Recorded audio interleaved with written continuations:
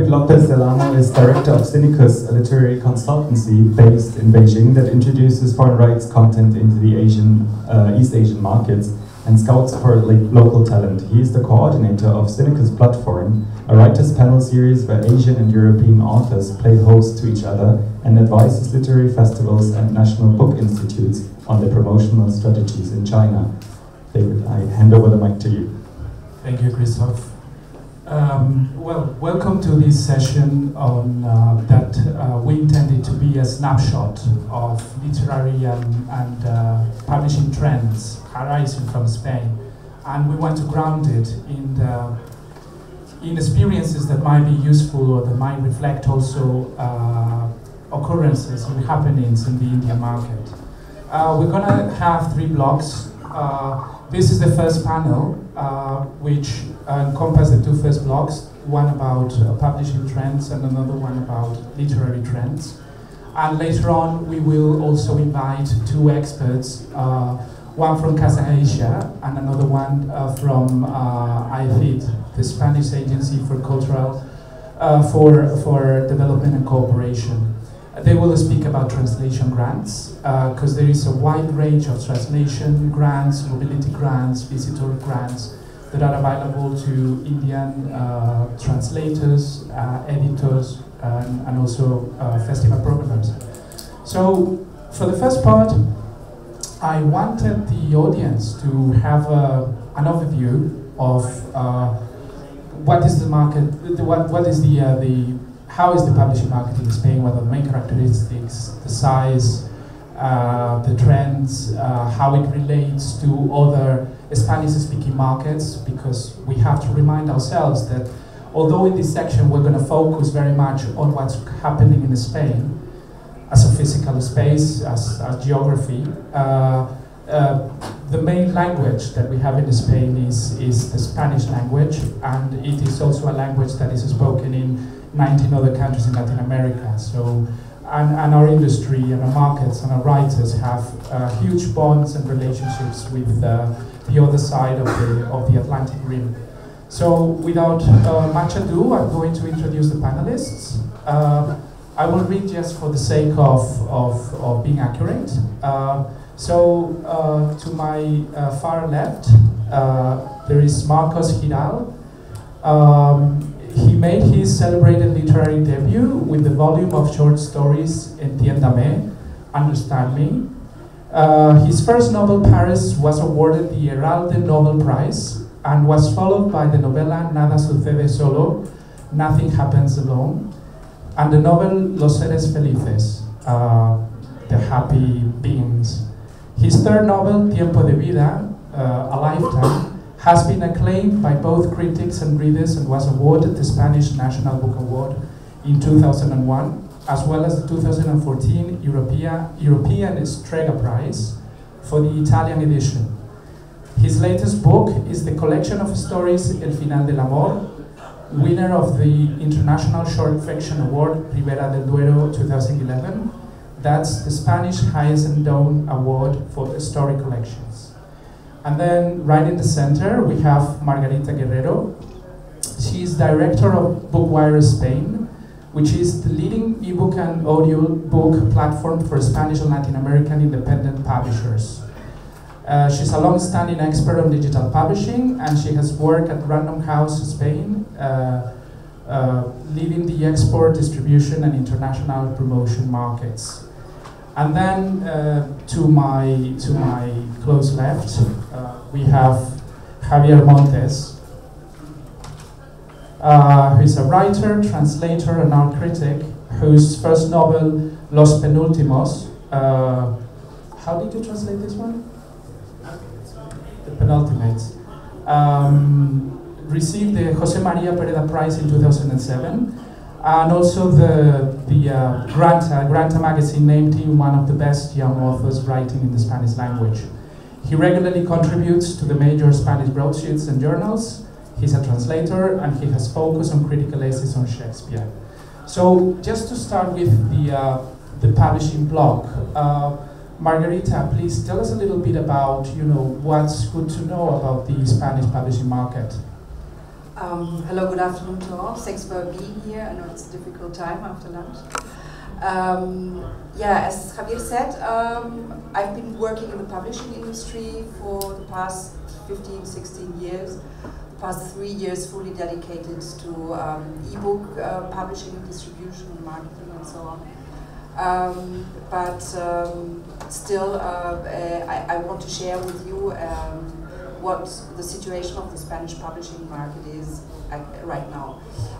There are two big publishing groups that have obviously the main share of the market, but there's a strong trend of constitution of independent publishing houses dedicated to literary, commercial, academic, fiction, whatever.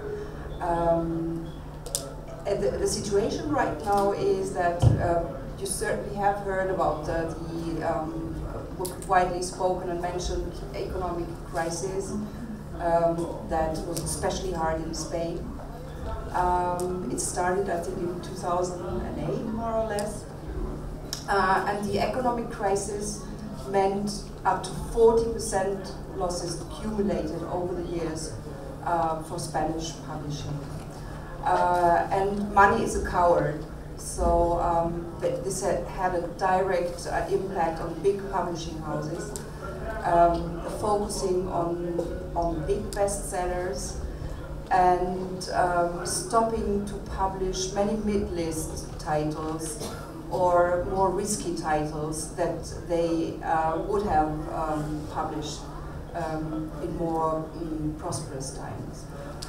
So what happened with those mid-list or maybe unknown titles by unknown authors, those were sort of absorbed by independent publishing in Spain.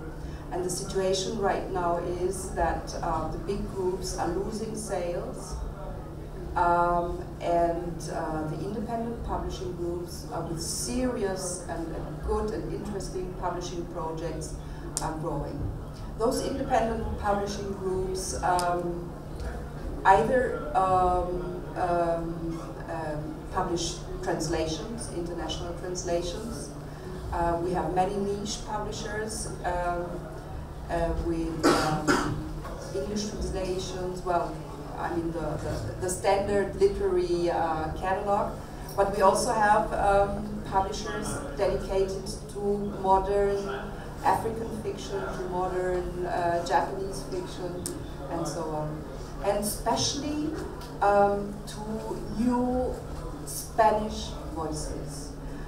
Spanish is a wide term for us. It's Iberian, so Spain Spanish, or Latin American Spanish.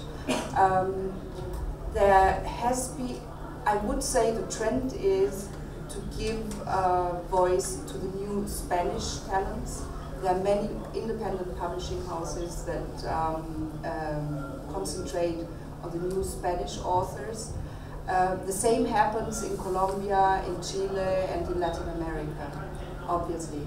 And through the possibilities of digital publication, e-commerce, and so on, we luckily now really have a good penetration, a good reach of all those literary productions throughout the Spanish territories. In my experience from electronic distribution, I would say that the local publishing houses, talking about Spanish content, the local Spanish publishing houses sell up to 50% in their local markets, which is Spain and Europe, basically Spain obviously, and 50% outside. And the same happens with Latin American publishers. They only sell 50% in their local markets and 50% outside their local markets. Well, to make it short, I think there is a growing demand of independent publishers, of new voices, of alternatives to the best-selling titles published by the big publishing houses. Niche demands are being attended, and there are niche readers that want to have other contents, that really are looking for other contents on both sides of the oceans. And electronic publishing and distribution, I think, is a great tool to serve to those new voices and to those new projects. Thank you. I have another question for you. So we have the final consumers who are accessing the different ebook shops, Google, Amazon, Apple, and we also have corporate consumers. One of them being the libraries. Very important point. Right. We don't know much about the Indian context in terms of libraries. How whether there is already any program in terms of digital publishing or digital access. But how is this done in Spain? What are libraries doing with regard to digital publishing? Okay. Well, I don't know what the situation in India is, but I can tell you from Spain that the digital trend has been adopted over the past 2 years, has been strongly adopted by public libraries as well. So there's a lot of public money going to public libraries for e-lending programs. What does this imply? Public libraries are distributed over the whole territory in Spain.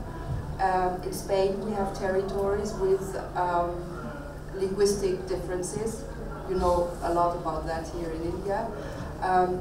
And we have territories with their official languages being Euskera, Basque language. Thank you, Basque language, Catalan, Gallego.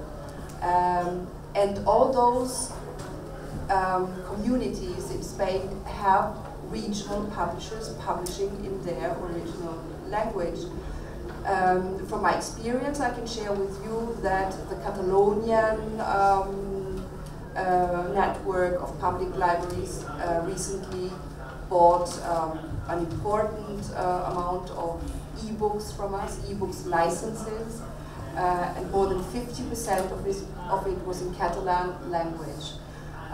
So I think the service or the initiative of public libraries, not only to give access to literature and to foster the reading in their communities, also supplies us with their local content of local interest and not only the international bestsellers. So the role of public money and public services is essential to that as well. You were telling me that the Spanish model is a little different to the German models. Those are two models that you know in terms of how libraries buy the licenses, right? Yes, actually, I mean, e-lending is not a very mature model yet. There are many, I mean, it started years ago in the US, companies like Overdrive, 3M and so on, and e-lending started with perpetual licenses. So, I mean, simply copying the print book model. So when a library bought a print book, it was forever, obviously. But it was something tangible they could put into their shelves. But how can you deal with a license, with an e-book? So initially, they simply copied the same system and they sold licenses for a lifetime, perpetual licenses with an X multiplication factor to the list price of the e-book. This meant that public libraries had to spend a lot of money, risking a lot for the purchase of e-lending for e-books. So nowadays it works in a different way. They buy licenses, and those licenses are limited to a certain use, say 25, 26, 27, 28 readings.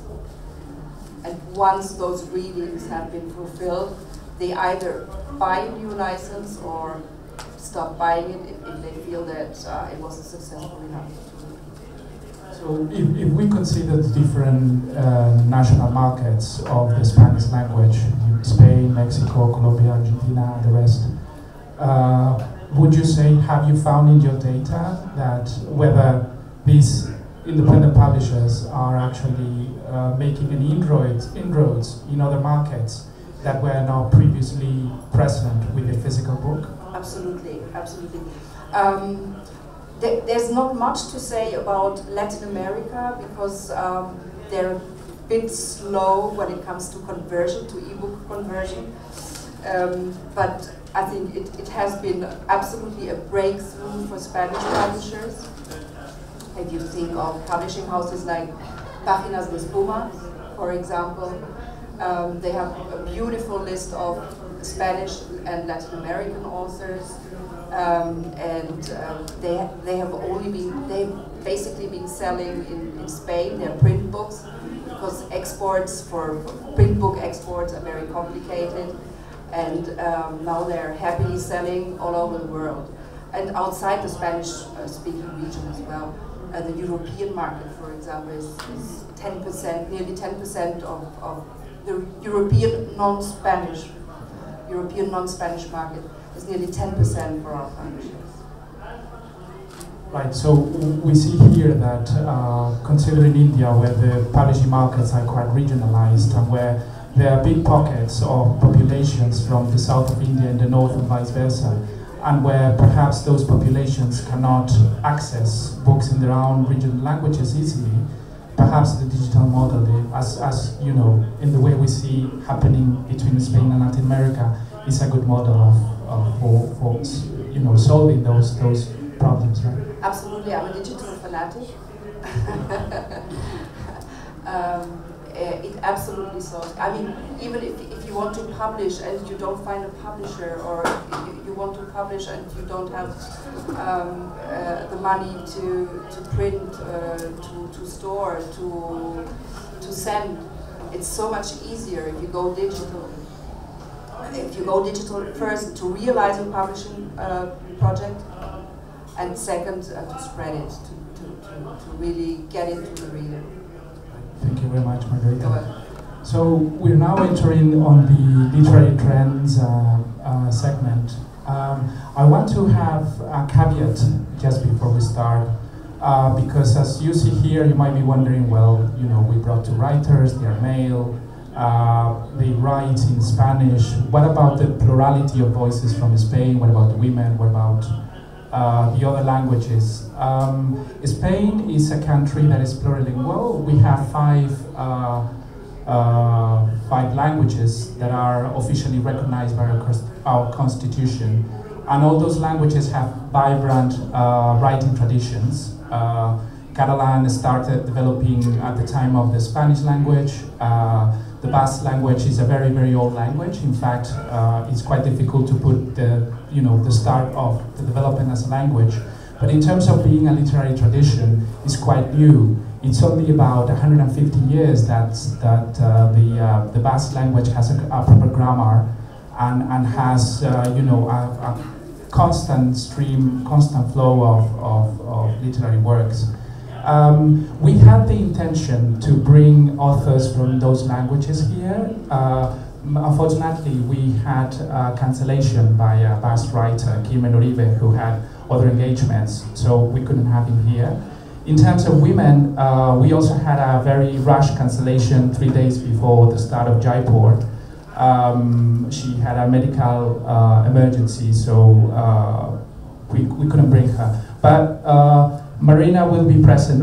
This writer, this female writer, her name is Marina Perezagua. She's just the winner of the Guadalajara Book Fair Sor Juana Inés de la Cruz Prize, a very important prize in the Spanish-speaking world that is awarded to women writers.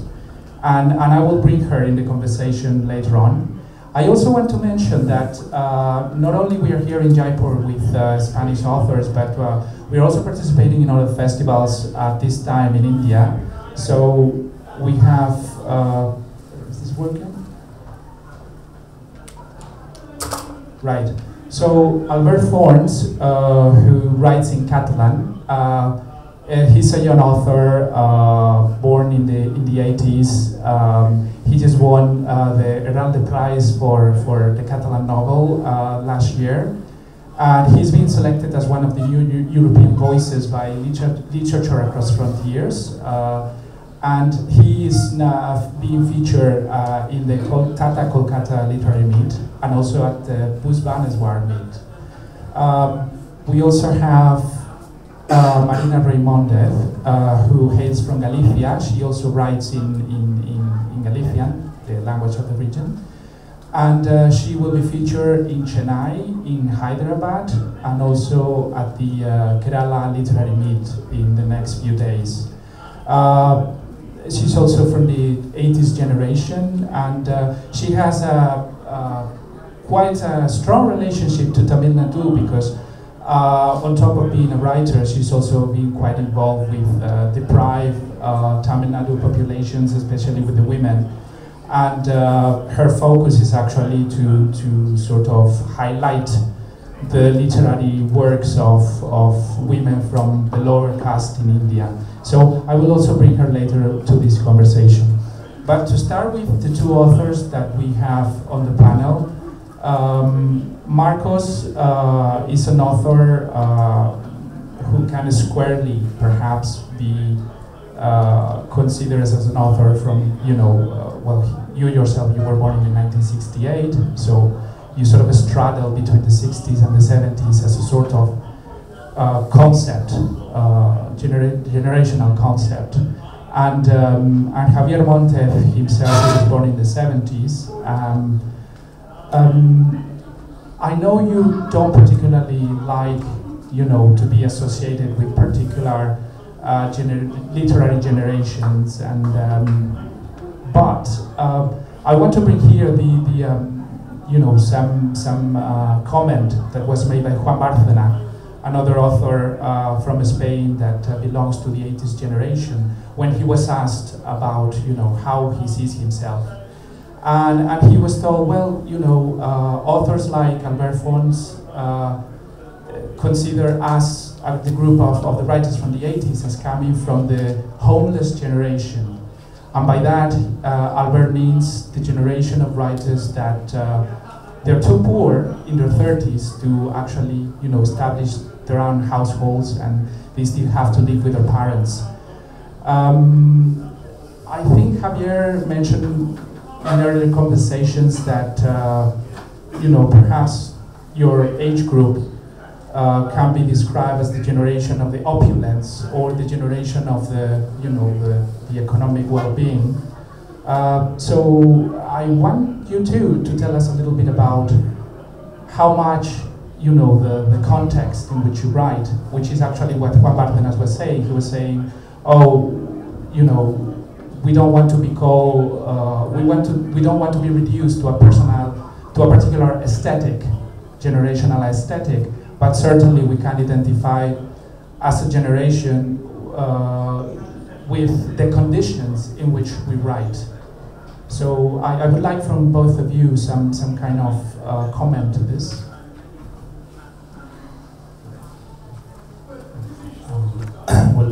More than opulence, I think I would say prosperity in terms of the general idea, to put the things in context, would be that Spain went through this civil war, well known by everybody, followed by 40 years of dictatorship.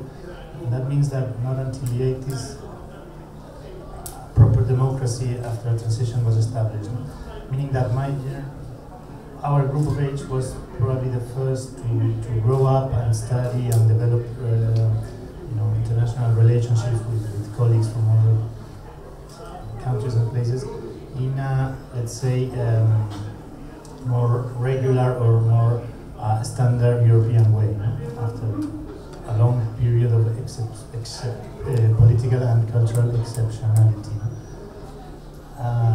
Followed again by a very strong economic crisis in the mid-2000s.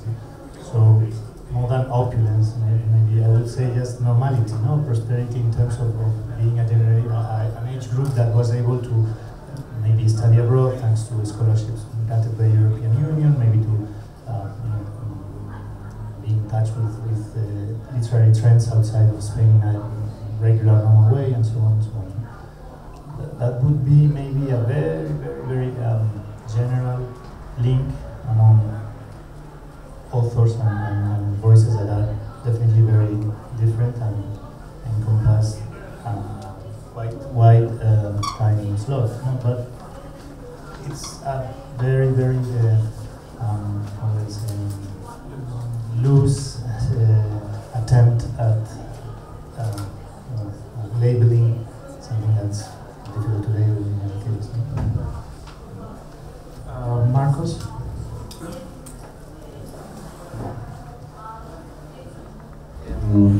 Hello. Well, I think that we arrived to maturity in a splendid moment of Spain, in the sense that everything appears to be possible. There was money for culture, there was money for near everything, and at the same time we had this optimistic feeling about our future in confrontation with the past we came from, no? In the sense that we cannot forget that Spain, in a sense, has been an exception in Europe. I think since the 19th century and a half of the 20th century, no? Because the Civil War, but before the Civil War, also we had another dictatorship, Primo Rivera dictatorship, and also the long distance decadency of the Spanish Empire. Well, all these historical and political reasons made that had an influence on the Spanish character and definitely on the Spanish chances for develop as a modern country. No? So and we were very fortunate in the sense that we had this on the back, and we had only a very nice future. And for first time, I think that our generation thought in Spain that it was possible to live from writing, to be a writer, and not a homeless that also write, or a teacher who has to steal hours to the day for writing. And in some sense, years after, with the crisis, we have realized the crisis is not only the economic crisis that we have lived in Spain, maybe a little more strong than in other countries of Europe. It's this economic crisis, of course, but it is joined with another crisis that we are living in the world, no? In the sense that we are changing the paradigm, no? Because the digital new world has making that the old world doesn't know how to manage anyway. Now it's not so easy to think about living just from writing books, and I think that this kind of disillusion we have lived the optimistic and enthusiasm before, and after we are all of us a little depressed because our expectations were much better than the reality we are living. But this is from one very private side. No? For the other, I have to say that our generation in Spain, I think this is the first generation with a sense, with a global sense of the world. In the terms that before, the generation, not only in Spain, also in other countries, were very, the writers, not only in Spain, also in other countries, were very inside their own cultures. And yes, of course, they attend to what was happening mostly in Paris, in France, and in London, England, but they didn't have too much sense of what was happening in the rest of the world.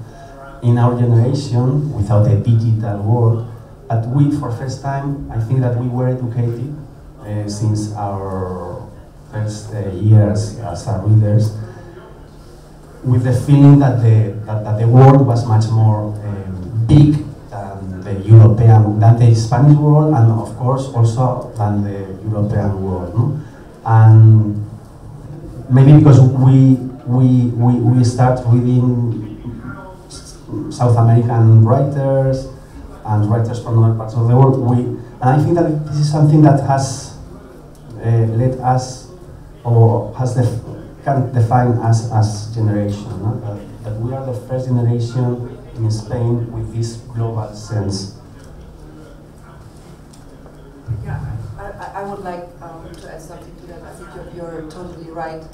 And our generation, we are quite young, but there are some even younger generations who grew up with the internet already. I see it with my kid, he's 15. Well, your son is younger, but if you know millennials, I mean the current millennials, they're booming with creativity, they're booming with influences from outside their region.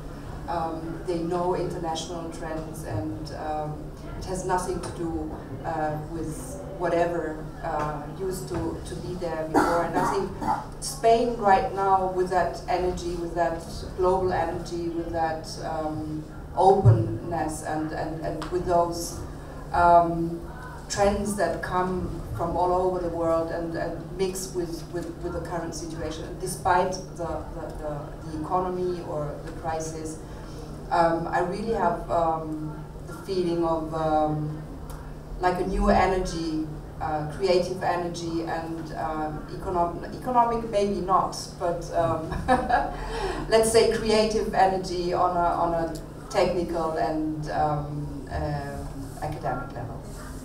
Right. So one of the pathways into being published is actually earning prizes, being awarded prizes. This 80s generation of, the homeless generation, as we speak, they complain that the major literary prizes somehow are not open to them.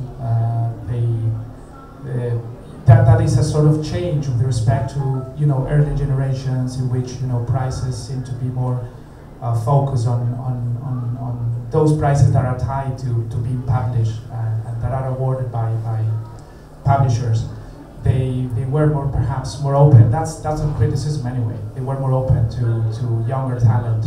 But you also, it was interesting when we were talking yesterday that both of you were saying that with regard to the earlier generation, the generation that precedes you both, so we're talking about the Javier Marias, the Antonio Muñoz Molina, Almudena Grandes, that generation, you also had some hurdles. There was a sort of generational block that somehow they came into the main stage at a certain time and point, and they were able to realize certain factors that made them internationally well known, and that those factors were not available to you. Would you like both of you to comment on that? Just to say that this is happening not only in literature, that's happening maybe in journalism, in painting, everywhere, no? Yes, I feel this kind of block, and I also feel that they are not so generous with the people who is behind them, or with the people that has arrived after them. Well, we have to think that after Franco's died, the canon was rewritten in the 80s, absolutely rewritten. And the people who were not in this moment active, they just doesn't appear. Of course, the canon is reviewed, but not so not so reviewed as it should.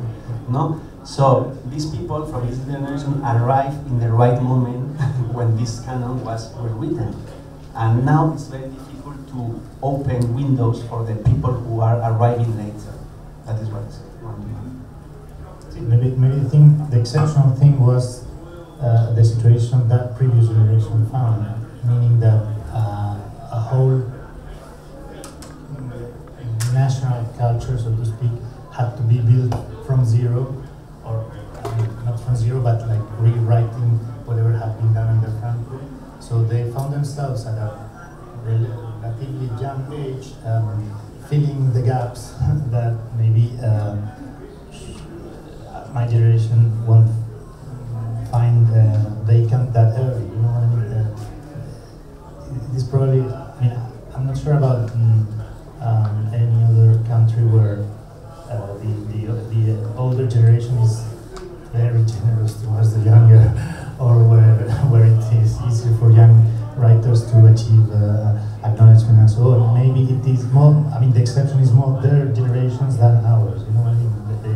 The generosity used to be between grandparents and grandsons. The problem is that in Spain there are no grandparents. The grandparents are the middle-aged ones. Literary Yes, so this is the, and so definitely so. Yeah, you have to think that the whole previous generation to that one went into exile and so on. So it's one of those cultural exceptions, very particular to Spain. Right. Well, in the context of Spanish literature or literature written in Spanish, it's often cited a sort of seminar or congress that took place in Seville in 2005, and that was, by the way, a meeting of Latin American and European and Spanish writers, and the sort of figure that was the beacon at that Congress, or the one that was sort of illuminating younger writers, was Bolaño. I think that's 2005, as I said. That moment in terms of Latin American literature signified a sort of rupture, a sort of expression of rupture, an explicit intent on saying we want to break with the boom generation tradition. We don't want to do these stories that follow certain structures and paths, and we want to claim a wider space. We want to write in different tangents, in different directions. So the writers, and you know, I'm talking about Rodrigo Fresan, Jorge Volpi, and so on. So how do you relate to the prior generations? Because, you know, in contrast to Latin America, where, you know, there seems to be, you know, the boom generation was in fruition and was very influential around the world. Spain was quite, you know, in literary terms, was quite a non-entity for those, you know, for the 60s and 50s. So, but then again, you know, there was this explosion of interest around the world when Spain, you know, became a democracy, and we had these writers, as I mentioned before, Javier, Marias, and others. How do you relate to you know? Are you also rupturing with them? Are there sort of filiations that you want to claim? No, well, this Congress was much more important for Latin American authors than for ourselves, although it was celebrated in Sevilla.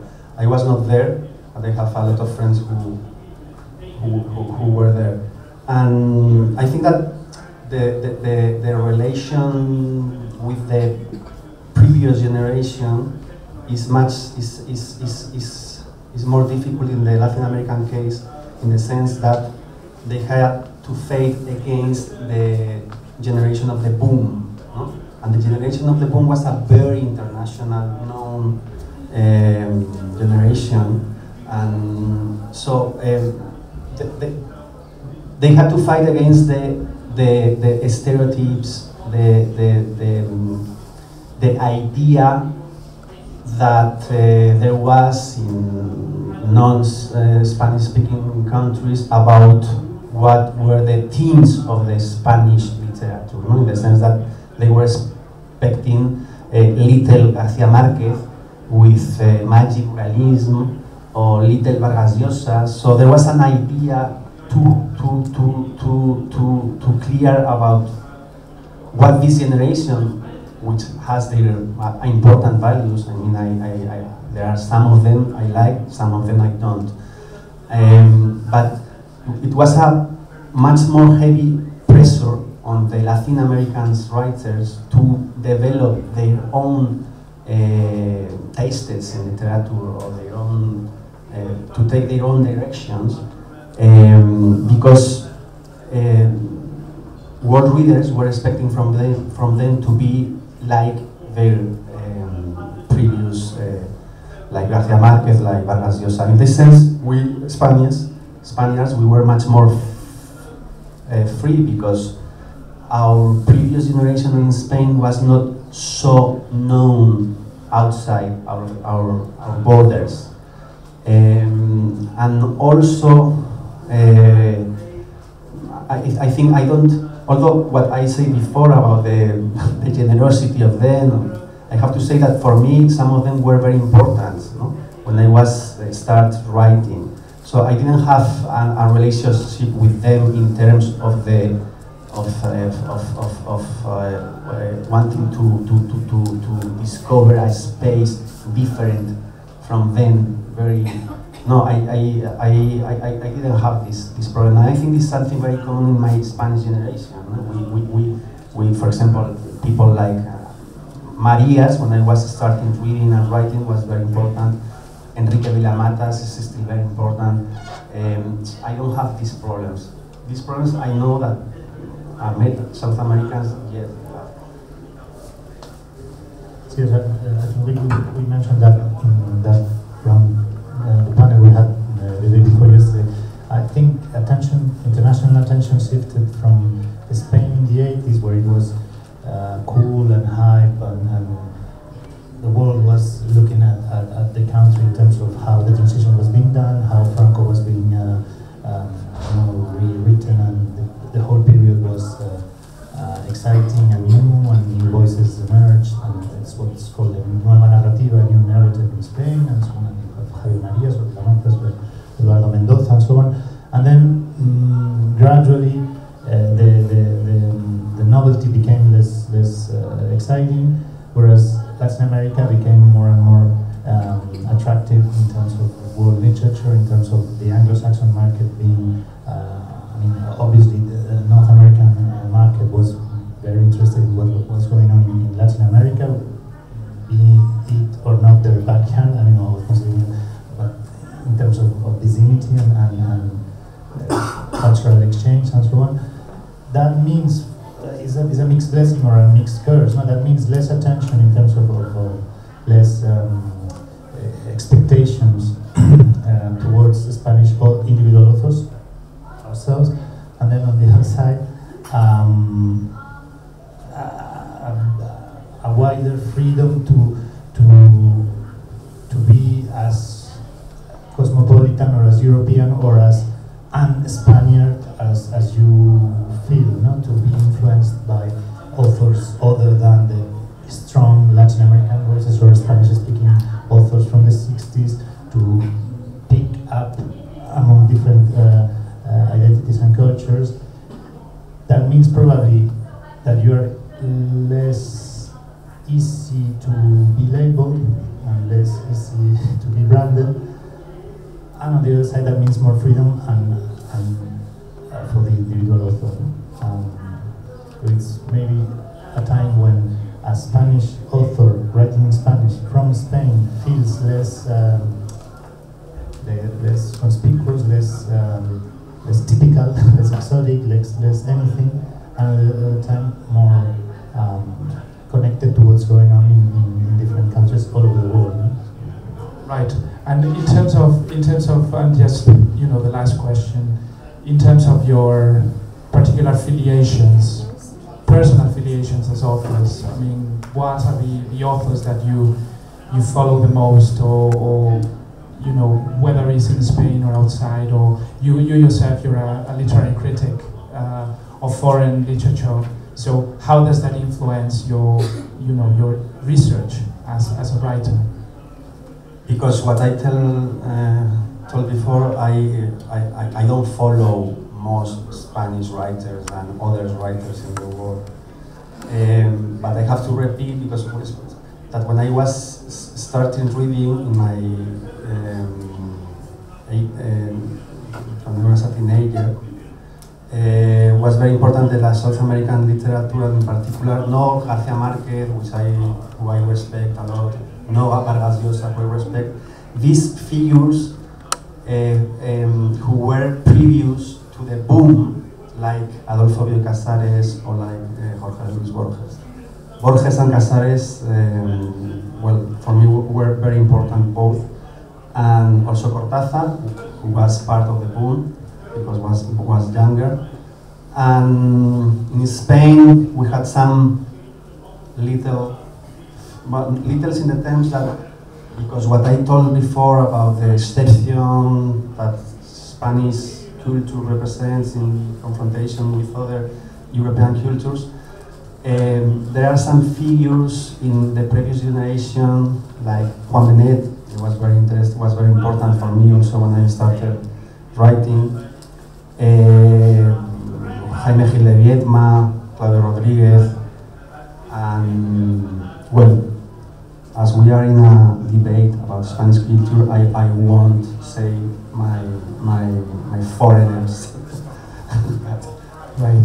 So before we open the floor for questions, I want to reclaim the presence of Marta Salomon and also the presence of David Rodriguez. I want them to let us know a little bit about the, in the case of David Rodriguez, his experience with an Indian-Spanish project that was funded with some grants, mobility grants from Spain. And in the case of Marta, I would like her to very briefly let us know what is the ecosystem of grants and in translation that is available in Spain.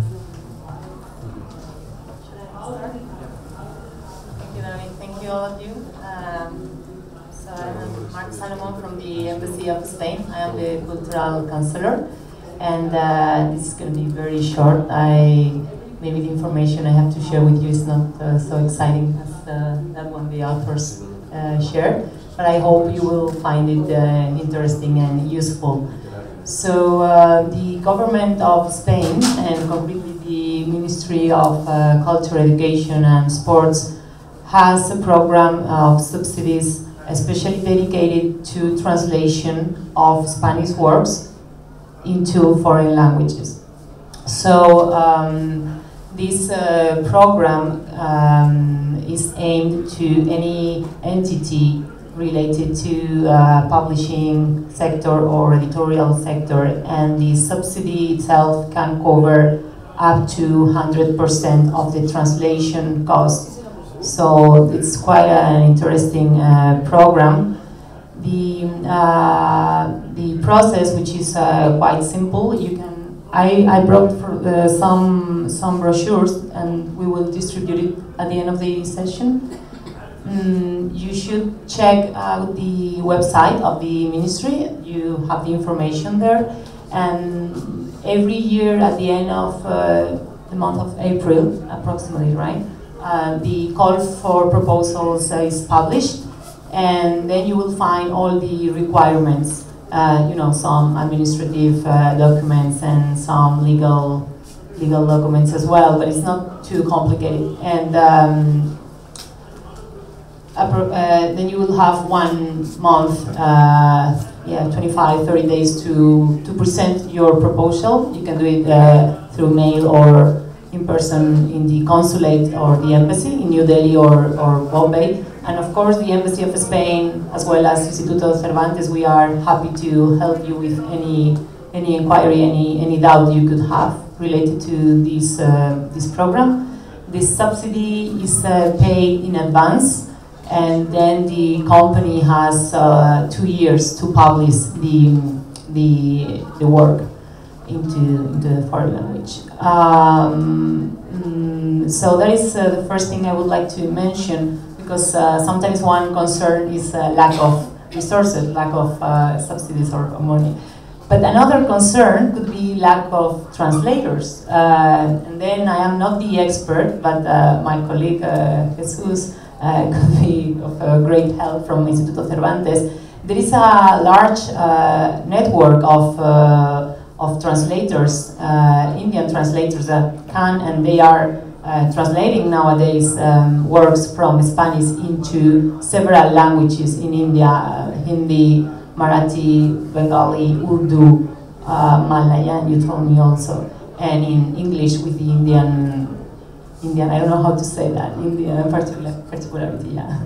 So there has been a lot of work done in that sector, and there is a vibrant and active breeding ground on translation.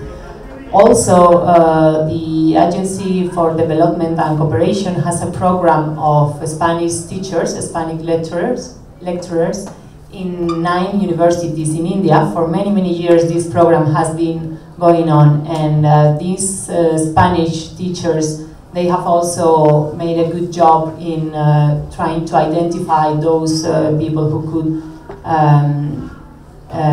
start translating Spanish works. So please, if you have any question, any inquiry related to the network of translators or these subsidies or other programs, please do not hesitate in contacting the embassy or Cervantes Institute, and we will be happy to help you all. Thank you. Right, and on top of the translation grants that are available to publishers, there's also mobility grants which allow Spanish creators to come to India for festivals, for participations in seminars. They are open to any organization, any programmer that is interested in applying. We also have visitor grants, which are available to the same programmers that perhaps want to scout Spanish talent at the Spanish festivals, or that want to have some research trip to investigate more possibilities in terms of publishing or featuring authors. So very briefly, because perhaps we just have 2 minutes, David Rodriguez from Casa India. Casa India is the cultural promotion office of India in Spain. They are as we speak, they are managing a program of between Spanish poets and Indian poets, which has been helped by these mobility grants. Could you tell us a little bit about it? Thank you, David. Before this, I would like to say that it's a pleasure to stay here, and it's my first time in Jaipur, and I'm impressed with the festival, with the talks, the quality of the talks, the audience, etc. My congratulations, because I'm really impressed. I want to speak about a project that is Spain-India Writers Meeting. That is, the aim is translate contemporary authors of Spain to Indian language and Indian poets into Spanish. These projects support through the Peace Mobility. Okay, that it's a grant for Spanish artists for show the work and perform in other countries. The other grant is the visitors for visitors. That is for programmers. Okay, for India or other countries. In the project of Spain-India Writers Meeting, the first we 4 poets from Spain, Carlos Aganzo, Fermín Guerrero, José María Muñoz Pirós, Jesús Aguado, and a musician, Amancio Prada, went to India to participate in talks, poetry festivals, and translation workshops. Very important, but because we use translators, we use academic experts and poets. It's important for to get direct translation, like Marta said, with a specialist. Okay, only a poem can translate a poem. It's very important for always have the possibility of count with a poet and a translator. Okay, and the second phase, quickly, is for Indian poets to go to Spain. Indian poets Sachitanandam, Shiva Prakash, Hoshcoat went to Spain and participated into the Expoesia Festival in Soria in a workshop with a Spanish poet, etc., to get good translations. And the next point is the publication of both anthologies. Right, so both programs, Visitors program and the Mobility program? No, with Indian poets, it's a support for ICCR. Right, so it's a mixed program in which Spanish grants and Indian grants are doing hands to develop a sort of output in the form of a book that covers both Indian and Spanish poetry. Thank you very much. We have a few minutes for some questions from the audience.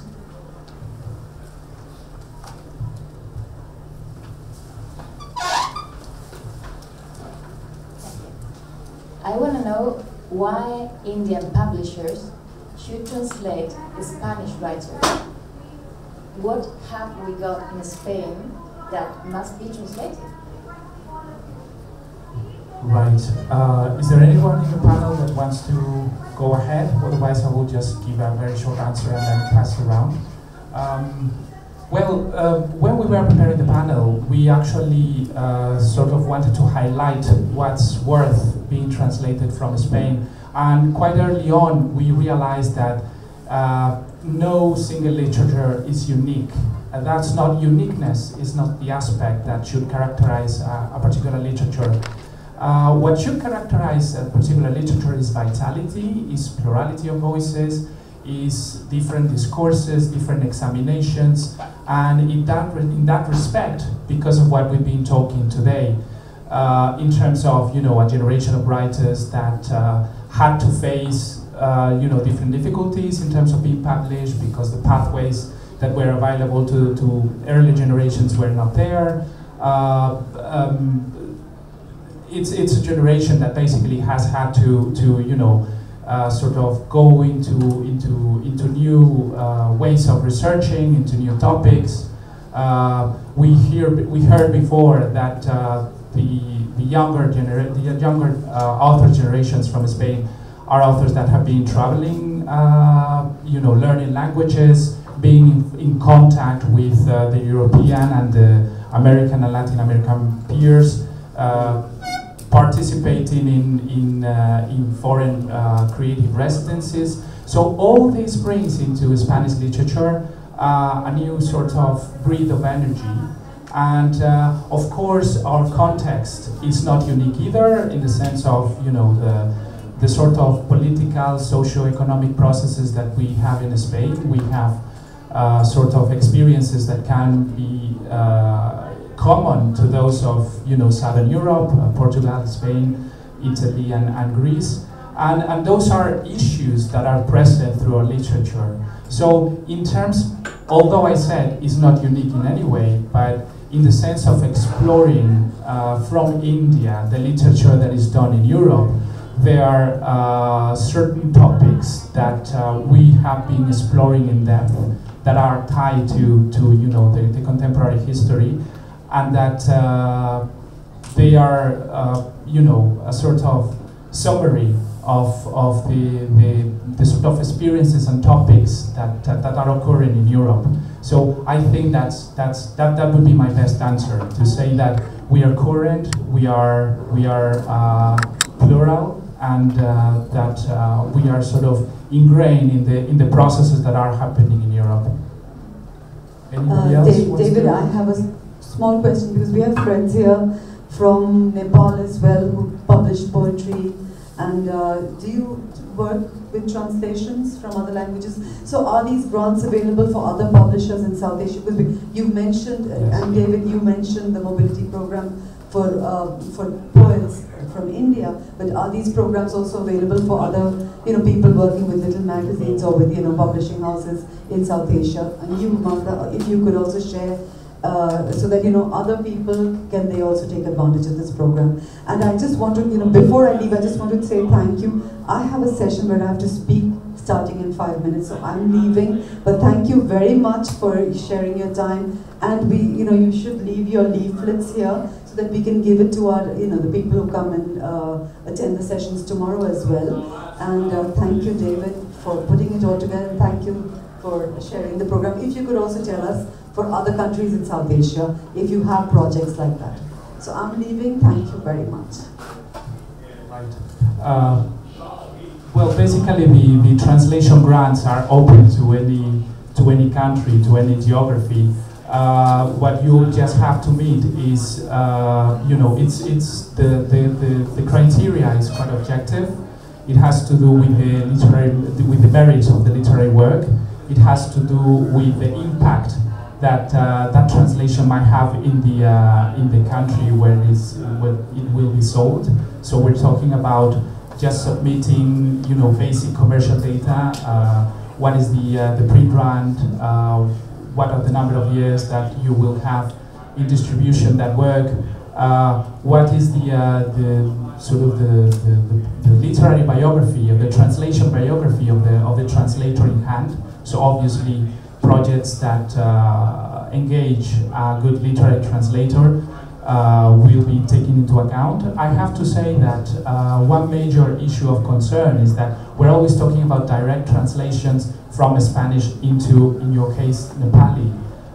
Translation through a bridge language such as English will not be considered because the point is actually to foster a culture whereby, we have an ecosystem of translators in different countries that can translate directly from Spanish.